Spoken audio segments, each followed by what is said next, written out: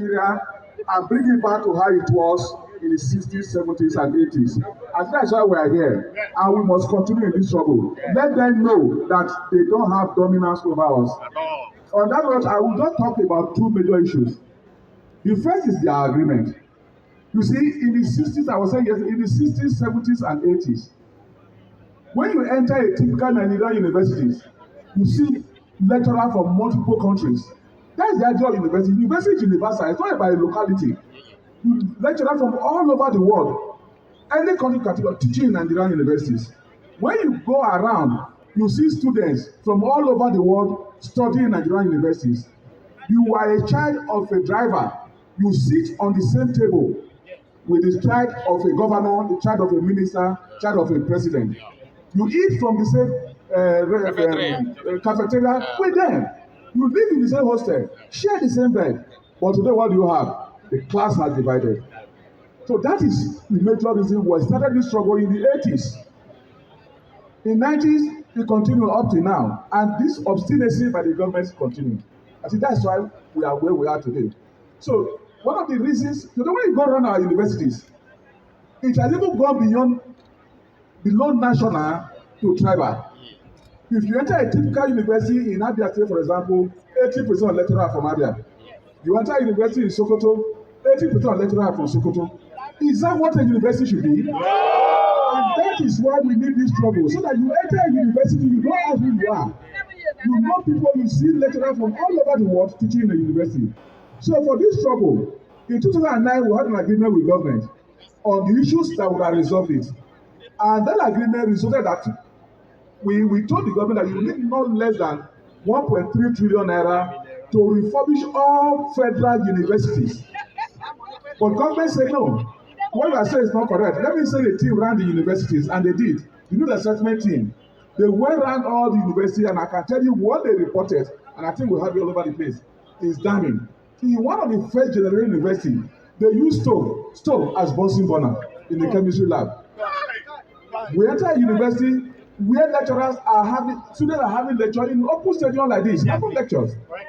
We enter a university, when we went to the hostel, we to a special hostel, a female hostel. There were 16 students in one room, 16. And each of them had a stove, which means the health implication. And by the time we came back, that team was led by the present chairman of INEC. And they gave a report to the Federal Executive Council, and it was damning. And they agreed they will put the 1.3 trillion naira into Nigerian universities. In 2013, we went on strike again to force them to do it.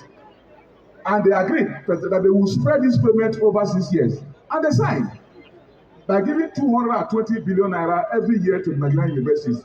If they had been done, today we would have gone far beyond where we are today. But what happened? They did nothing. So that's one of the issues why we're on strike, the revitalization fund. Then we have the issue of earned academic allowance. You can check the record. When you go out to other parts of the world where things are working, it's on university. The ratio of academic staff to students is 1 to 4. For every one academic staff, you have 4 students, 5 students, 6 students. But by this regulation, you should have 1 academic staff to 9 students in the medical sciences and 15 students in the humanities. So you should not have more than 1 academic staff to 16, 15 students. But when you go to our university, so university is 1 to 100, 1 to 50, which means you are doing extra work. And we do agree that for those who are doing extra work, they should be paying an allowance. And that was the origin of the earned allowance, which they also refused to pay, among other things. So when we negotiated with 2000, we didn't start negotiation in 2017, when Babala King was appointed as the government chairman. And we were moving well. He came in with this theory that every student, commercializing universities, that every student must pay a fee of 1 million naira every year. Every student, whether you are from the poor, will pay school fees of 1 million naira every year. And we ask them, how would a student who's paying 30,000 a month pay school fees of 1 million? They say, don't worry, we will create a bank for them where we'll go and collect loan of 1 million. So that by the time you are graduating, you are owing 6 million. And we said, we do our investigation and found out that they will open a bank. That they already done that before. And the bank will take 1 year to collapse. They swindled the money and the bank collapsed. Education bank, it was established here and it collapsed. And we also look at some countries where they had this policy of going to take money from bank. Some of the students committed suicide. Because you are graduating, you owe 30, it takes you 10 years to get a job, and you are owing 20 million. What are you going to do such life? So we disagree. That illegal on until you know what happened to Baraki in Unilag, and he was thrown away. And they brought Busali Jubri to negotiate on behalf of government. And the first question we asked them, do you have the permission? Are you representing our government? Do you have the mandate to negotiate? And they said yes. And we finished that negotiation in May 2021. And they said, give us time. Let us go back to our principal, which is the government, to give them permission to sign. And we said, fine. We also went back to our people. It took 1 year before they came back to us. We started this strike before they came back, that they did not agree. And then they set up another one. This one headed by Nimi Briggs. And when they came to us, we told them, we have finished the negotiation. If you look at what we negotiated, if there's any issue, raise it so that we can discuss it. Don't say we will start all over, because we have finished. We are meeting with government.